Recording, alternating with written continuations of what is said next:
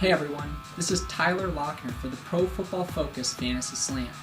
And today, I'm going to be talking a little bit about Jordy Nelson.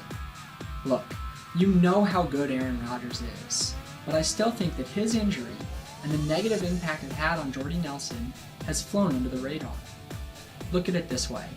With Rodgers on the field, which was weeks 1 through 8 and week 17, Nelson was the third highest scoring fantasy football wide receiver in points per reception leagues. And that's total points.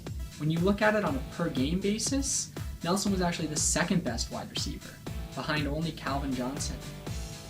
To put it another way, with Rodgers on the field, Nelson averaged 21.5 fantasy points per game, versus 11.5 when Rodgers was on the sideline, nearly half.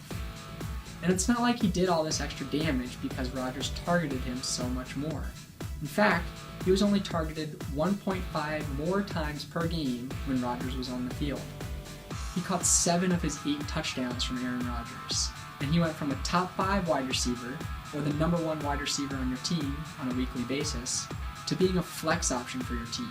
He was a wide receiver 30 when Rodgers didn't play. Look, maybe you don't want a guy that's so reliant on his quarterback. Maybe you want a guy like Josh Gordon that can put up big numbers no matter who his quarterback is. But the fact is, you can get Jordy Nelson for cheaper than some of those other top guys, like Calvin Johnson or Dez Bryant. But when Rodgers is on the field, Nelson has proven that he's able to put up numbers with those guys. With Aaron Rodgers healthy for 2014, Jordy Nelson is definitely a player that should be on your radar. For the Pro Football Focus Fantasy Slant, I'm Tyler Loechner.